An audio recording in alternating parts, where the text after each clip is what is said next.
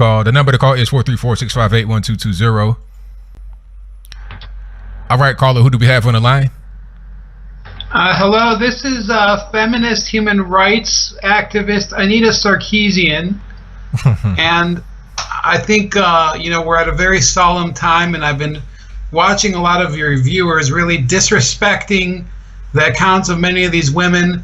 And I'd really like to address all of them, but I was calling for a different reason, which is that the Kavanaugh sexual allegations are distracting America from really the most frequent avenue of sexual assault. The most frequent avenue of sexual assault was that? Video games. Oh boy. It's got to stop. Come on, guys. Come on.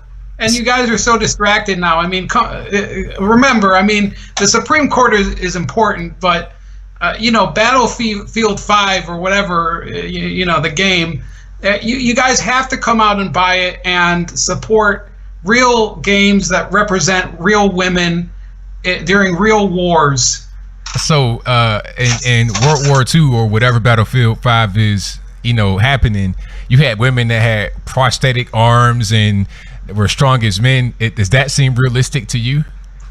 Yeah. If they wanted it more realistic, they would have had tongues like frogs and big old bug eyes and everything, just like my favorite game, Kirby. I mean, yeah, we're talking about video games here. They're not supposed to be too realistic. At a certain point, you're talking about fantasy. It's just something to have fun. And I'm still kind of scratching my head about video games being in this big avenue for sexual harassment, because gamers are pretty cool people from what I've been able to see over the years. Oh, it's horrible. It's horrible. And the gamers, I know that you take the problem seriously, of course, because I'm listening to every word you say. But, the gaming community is not just the only nefarious and evil actor in this whole saga, ABL. There's another group of perpetrators that nobody's talking about. And who's that? The actual characters in the game. So what did the characters in the game do? I have it on good authority that over 25 years ago, my aunt was basically accosted by, Princess Toadstool and Mario and Luigi, as well as Mega Man and Bo Jackson from Tecmo Bowl, and they all cornered her and went right after her, and then even Lara Croft joined in. Sorry, I don't always remember the geeky names of the video gamer characters.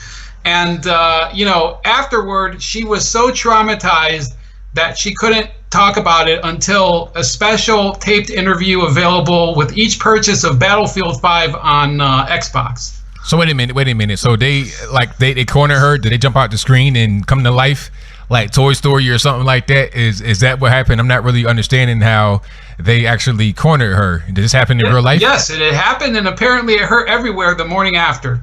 So they came out the TV screen like Toy Story, just came to life and started wreaking havoc. Listen and believe. Listen and believe. Pixel and believe now. Man, I'm gonna need a citation on that. I don't think that actually happened. I think this just might be a little bit of propaganda from you right now. Listen, I don't understand. When have I ever engaged in some sort of activity that was in any way exaggerating or misrepresenting anything that anybody has ever done anywhere? That seems like that's kind of like your MO, throughout the whole Gamergate situation. I felt like a lot of that was going on during that time. So this seems to be your MO here. This is what you do normally. But we're not living in normal times, Anthony. You see, game harassment is really going unpunished, because everybody seems to think that the Supreme Court is so important. And let me ask you something. There are 9 justices on the Supreme Court, but is any one of those justices powerful enough to dominate an entire game like, Sub-Zero in Mortal Kombat? No. Is any one of them able to run through entire defensive lines like Bo Jackson and Tecmo Bowl? Absolutely not. They could do it if they were playing the game and they knew how to work the controls, because it's not real. This is fantasy here. Oh, don't get me started. Of course, Sonia Sotomayor, she's such a powerful woman. She doesn't even have to play the game to get the highest score on any of these games. I mean, we all know how much of an inspiration she is. I'm saying that theoretically, these people, they don't have such a amazing power like these gaming characters do. And what they do is they basically, these gaming characters are real life, and they create real problems. And the Supreme Court, to be honest with you, who has a console that you can load the Supreme Court onto, for crying out loud? So how much of a sexual harassment issue can it be for everyday Americans? Hey, I can't really call it. I think that games are just fun for people to enjoy as a hobby, as a pastime, and I think that it shouldn't be sullied with such crazy allegations of things that are not possible. The characters coming out the TV and beating people up, cornering them, that's just not reality. Anyway, I think your rational arguments are kind of a difficult thing to really have. I mean, you're kind of like tainting the whole conversation here. Hey. But you're a really nice person, Anthony, and I guess because of that, I won't file some sort of allegation against you for this. What would normally be an awful conversation and a traumatic incident.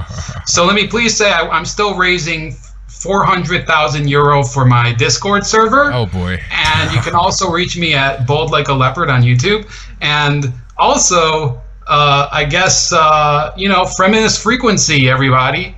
So yeah, ABL, have a great night. And to everybody else, be ashamed of yourselves. Thank you for the call. Definitely appreciate it. Good night. Alrighty, Anita Sarkeesian, ladies and gentlemen. If you don't know who that is, that's like what can I describe Anita Sarkeesian as? The patron saint of feminism in video games. Maybe that's a good way to look at it. All right, let me get to my next call. Thank you to everybody that's here.